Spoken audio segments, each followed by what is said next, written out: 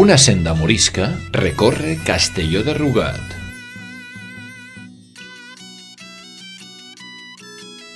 Poble de carrers ombrívols, mesquites i aljubs.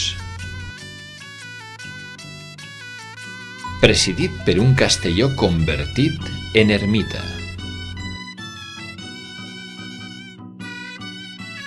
Terra de fang i de gerres morisques, per on s'arriba a Rugat i la seua mesquita església.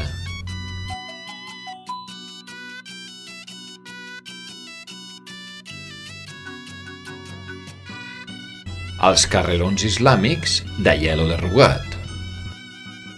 Al molí i al castell on Alzarrac preparà l'emboscar a Jaume I.